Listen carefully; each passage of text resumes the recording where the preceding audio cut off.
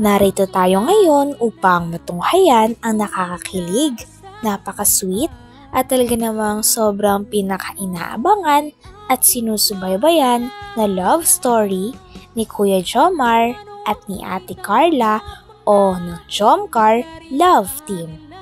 Sa pagpapatuloy ng ating istorya ay panibago na namang chapter ito ng kanilang istorya dahil for sure na panibagong memories na naman ito para sa dalawa.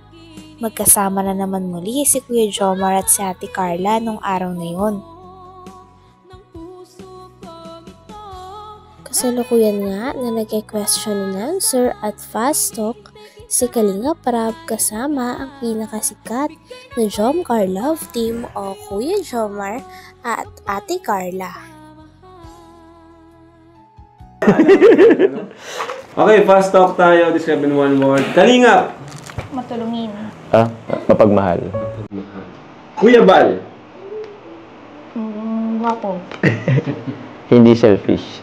Wow. Unselfish. Unselfish. Okay. Kalinga Prab! Guwapo.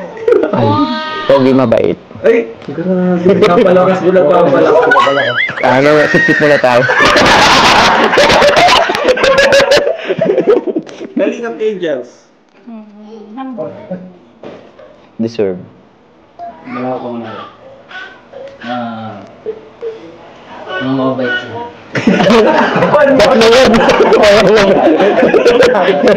Okay, Dara.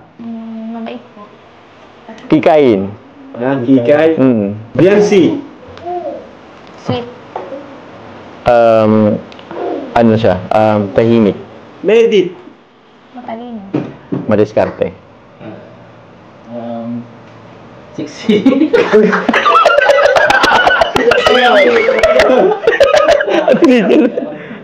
Madiskarte. David. Cute.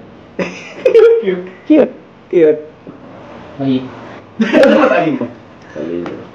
Joy. Smiling po. Ay. Ano ba? Joy. Mapagmahal din sa pamilya. actually masayahin. Okay. Jomar. Pogi. Ay! Jomar? Ay, di. Wala, perfect. Carla. Perfect.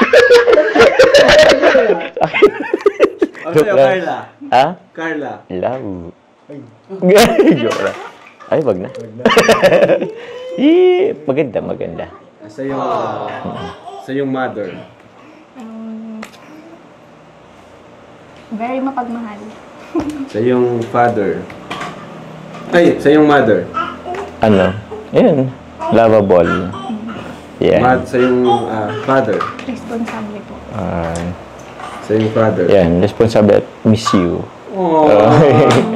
Sa'yo, kayo. Papa, tatay. Pagmahal. Mama ako. So, andito na tayo sa Calamansi. Ay, di pa pala tapos. Dahil nag-question and answer nga si Kalinga Prab kay Kuya Jomar at kay Ate Carla ay tinanong niya ang tanong ng maraming tao. Ito nga ay kung sila na daw ba ni Kuya Jomar. Nung narinig ito ni Ate Carla ay kinilig ito at parang nagpalusot na sinabi na gusto niya munang mag-CR. Grabe at kinilig ang lahat dahil ayaw pa nilang umamin. Kung wala yung love team, sa tingin mo ba may susuporta sa'yo kagaya ng pagsuporta ngayon? Tulad ni Carla, meron din siguro pero hindi ganun karami or kaano ngayon. Di tulad yung ngayon. Okay. Parang ganun. Tama naman. Kasi ito medyo mabigat na tanong na ito. Wala. Kasi yun, pinapatanong lang sa mga viewers. Pinapatanong lang po ng mga viewers. Dito naman ako para itanong naman sa kanila at para ano din ng mga viewers. Papansin na rin nila kasi yung pagbabago sa closeness nilang dalawa. So, Papa Joms and Carla. Kinakabala. Kayo na ba talaga? Yung tanong ng madlang people. Masiar lang po. Kaya hindi na ako. Carla. Hindi pa po. Ay, di pa. Di pa. Di pa. Hindi. Papunta pa lang. Ay. So ano ngayon si Jomar para sa'yo, Carla? Ano po? Isa po siya sa mahalagang tao sa buhay ko. Sarap naman pakinggan, no? Bakit ito ang bumalaran ka? Bakit importante, no? Siyempre dapat alam na ano yung nanasa. Gusto na natin. Baka naman hindi mabilis. Bakit importante siya sa'yo? Kasi po pag ay masaya po ako sa kanya. Hindi pa tapos, bro. Masaya ka. Saya. Masaya po ako pag nandyan po siya.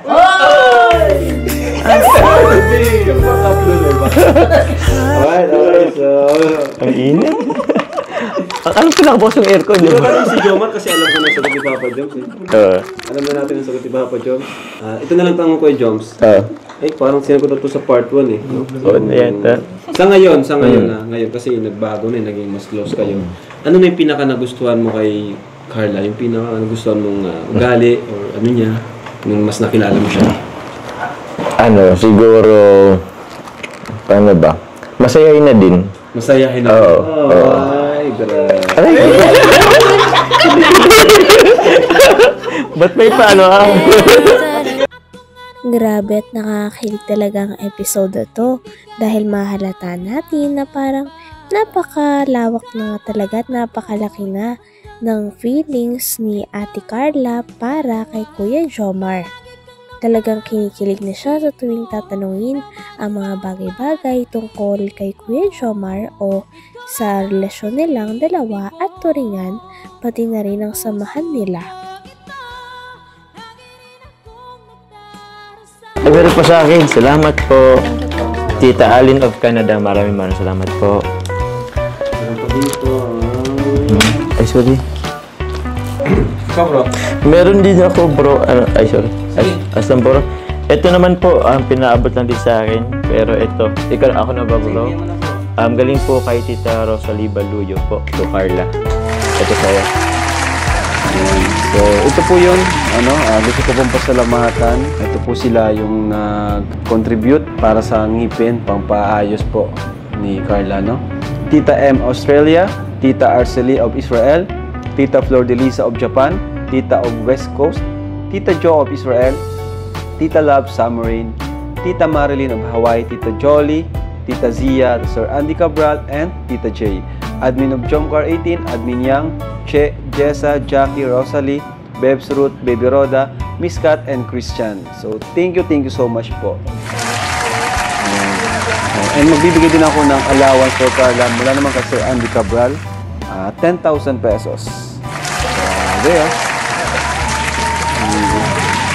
So, bigay ko. Puro 500 to, Carla. Okay lang? 1, 2, 3, 4, 5, 6, 7, 8,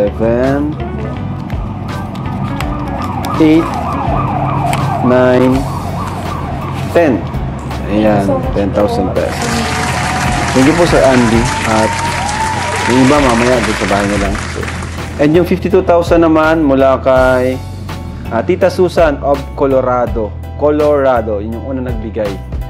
No? So, ang sabi, 250k daw po yung aabutin. Pero di naman po yan isahang bayad. Pwede installment. So, yung nabuo natin nasa 210 na ata. I guess, di ko sure.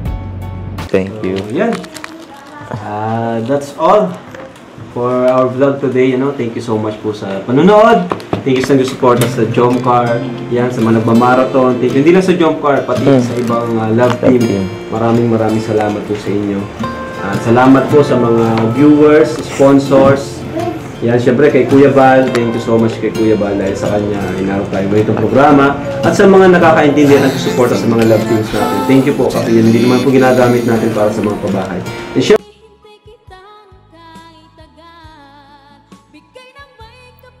Hanggang dito na lamang muna ang ating nakakakilig, napaka-sweet at talaga namang sinusubaybayan at pinakainaabangan na love story ng Jomcar Love Team o ni Kuya Jomar at ni Ate Carla.